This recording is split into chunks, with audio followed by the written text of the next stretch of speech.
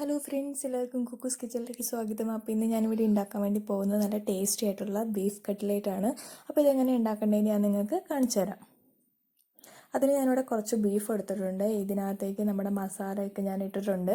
ഒരു 1/2 ടീസ്പൂൺ മുളക് പൊടി, 1/2 ടീസ്പൂൺ മഞ്ഞൾപ്പൊടി, 1/2 ടീസ്പൂൺ മല്ലിപ്പൊടി, പിന്നെ 1/2 ടീസ്പൂൺ മീറ്റ് മസാല, ഒരു നുള്ള് ഉപ്പും പിന്നെ ഗരം മസാല. എന്നിട്ട് ഇത് നന്നായിട്ട് കൈകൊണ്ടൊന്ന് നന്നായിട്ട് മിക്സ് ചെയ്ത് വെച്ചിട്ടുണ്ട്.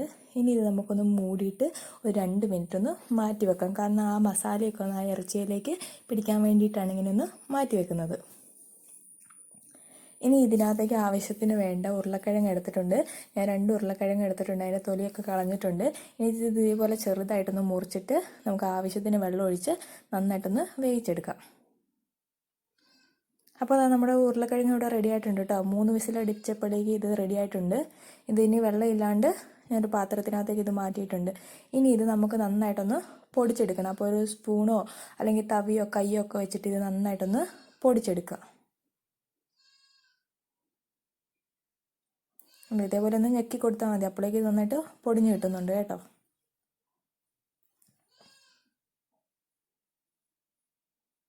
അപ്പോൾ ഇതാ ഉരുളക്കിഴങ്ങ് ഞാനിവിടെ റെഡിയാക്കി വെച്ചിട്ടുണ്ട് കേട്ടോ. നന്നായി പൊടിച്ചിങ്ങനെ വെച്ചിട്ടുണ്ട്.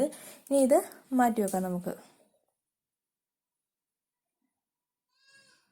അപ്പോൾ ഇതാ നമ്മുടെ ഇറച്ചി ഇവിടെ നമ്മുടെ മസാലയൊക്കെ പിടിച്ച് നന്നായിട്ട് ഇരിപ്പുണ്ട്. ഇനി ഇതിനെ നമുക്ക് നന്നായിട്ടൊന്ന് വേവിച്ചെടുക്കണം. അപ്പോൾ ഞാനിവിടെ ഇറച്ചി വേവിക്കുന്ന കുക്കറിനകത്തേക്ക് ഇട്ടിട്ടാണ് കേട്ടോ. ഇനി ഇതിനകത്തേക്ക് ആവശ്യത്തിന് വെള്ളം ഒഴിക്കുക. ഒരുപാട് വെള്ളം ഒഴിക്കേണ്ട ആവശ്യമില്ല. ആവശ്യത്തിന് വെള്ളം ഒഴിച്ചിട്ട് നമുക്കിതൊരു 8 വിസിലൊക്കെ അടുപ്പിച്ചാൽ മതി.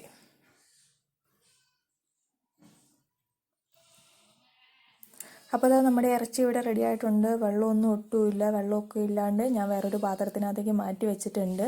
ഇനി ഇത് ഞാനൊന്ന് മിക്സിയിലേക്ക് ഇട്ടിട്ട് നന്നായിട്ടൊന്ന് പൊടിച്ചിട്ട് വരാം. അപ്പോൾ അതാ ഇറച്ചി ഇവിടെ ഞാൻ നന്നായിട്ട് പൊടിച്ചിട്ടുണ്ട് കേട്ടോ. അതാ ഇതുപോലെ നന്നായിട്ട് പൊടിച്ചെടുത്തിട്ടുണ്ട്. ഇനി ഇത് നമുക്ക് മാറ്റി വെക്കാം. ഇനി ഇതിനകത്തേക്ക് വേണ്ട ഉള്ളി, അതുപോലെ പച്ചമുളക്, ഇഞ്ചി, കറിവേപ്പില, വെളുത്തുള്ളി ഇതെല്ലാം ഞാൻ ചെറുതായിട്ടൊന്ന് അരിഞ്ഞു വെച്ചിട്ടുണ്ട് കേട്ടോ.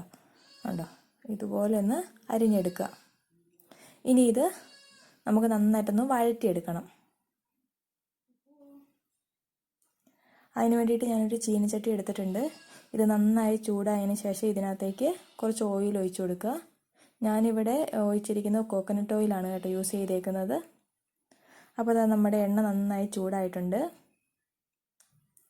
ഇതിനകത്തേക്ക് അരിഞ്ഞു വെച്ചിരിക്കുന്ന ഉള്ളി ഇട്ട് കൊടുക്കുക. ഞാൻ ആദ്യമേ ഉള്ളിയാണ് ഇട്ട് കൊടുത്തേക്കുന്നത്. ഉള്ളി വേഗം നല്ല താമസമുള്ളതുകൊണ്ടാണ് ഉള്ളി ആദ്യമേ ഇട്ട് കൊടുത്തേക്കുന്നത്. എന്നിട്ടിത് ലോ ഫ്ലെയിമിൽ ഇട്ടിട്ടൊന്ന് ഇളക്കി കൊടുക്കുക.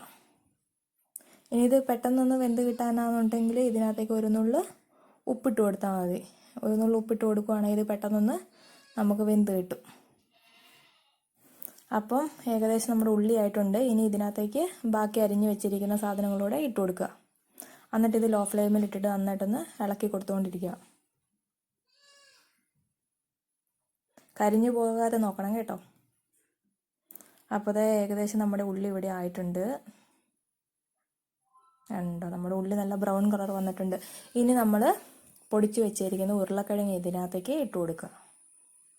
ഇട്ട് കൊടുത്തതിന് ശേഷം നന്നായിട്ടൊന്ന് ഇളക്കി യോജിപ്പിക്കുക കേട്ടോ. നന്നായിട്ടൊന്ന് ഇളക്കി കൊടുക്കുക.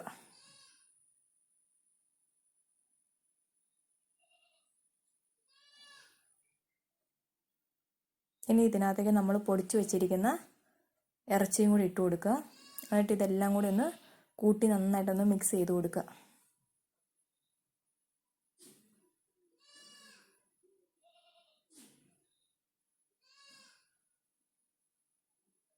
ഇതുപോലെ നന്നായിട്ടൊന്ന് മിക്സ് ചെയ്തെടുക്കണേ. അപ്പോൾ അതാ നമ്മുടെ കട്ട്ലേറ്റിൻ്റെ ഇതായിട്ടുണ്ട്. അപ്പോൾ ഇനി നമുക്കൊന്ന് തീ ഒന്ന് ഓഫ് ചെയ്യാം. ഇനി നമുക്കിത് ഒന്ന് പരത്തിയെടുക്കണം. അപ്പോൾ ആദ്യമേ ഇതിൽ നിന്ന് കുറച്ചെടുത്തിട്ട് ഒന്ന് ഉരുട്ടിയിട്ട് ഇതേപോലെ നമ്മുടെ ഉള്ളം കയ്യിൽ വെച്ചിട്ട് ഒന്ന് പ്രസ് ചെയ്ത് കൊടുക്കുക കേട്ടോ. പ്രസ് ചെയ്ത് കിട്ടുമ്പോൾ നമുക്ക് നമ്മുടെ കട്ട്ലേറ്റിൻ്റെ രൂപത്തിൽ കിട്ടും നമുക്ക്. ഇനി ഞാനിവിടെ ഇതിനകത്തേക്ക് ആവശ്യത്തിനുള്ള മുട്ടയും അതുപോലെ തന്നെ റസ്ക് പൊടി എടുത്തിട്ടുണ്ട്. അപ്പോൾ നമ്മൾ പരത്തിയേക്കുന്ന ഈ കട്ട്ലേറ്റ് ആദ്യമേ ഇങ്ങനെ ഒന്ന് മുട്ടയിലേക്കൊന്ന് 2 സൈഡും കൂടി ഒന്ന് മുക്കി കൊടുക്കുക.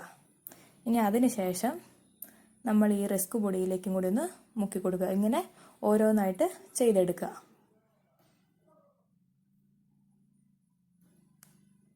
അപ്പോൾ ഇതാ ഞാനിവിടെ എല്ലാം റെഡിയാക്കി വെച്ചിട്ടുണ്ട് കേട്ടോ.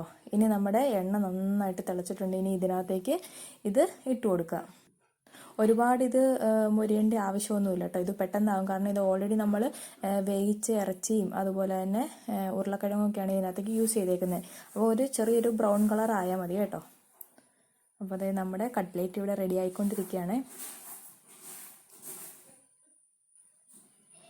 ലോ ഫ്ലെയിമിൽ ഇട്ടിട്ട് വേണം ഇത് ഒന്ന് പൊരിച്ചെടുക്കാൻ വേണ്ടിയിട്ട്. അപ്പോൾ ഇതാ ഏകദേശം നമ്മുടെ കട്ട്ലേറ്റ് ആയിട്ടുണ്ട് കേട്ടോ. നല്ലൊരു ബ്രൗൺ കളറൊക്കെ വന്നിട്ടുണ്ട്. ഞാനിതിനി ഒരു പാത്രത്തിനകത്തേക്ക് മാറ്റാൻ പോവാണ്.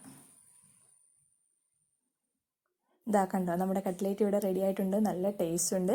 അപ്പോൾ എല്ലാവരും തീർച്ചയായിട്ടും ഒന്ന് ട്രൈ ചെയ്ത് നോക്കുക. Thanks for watching my video.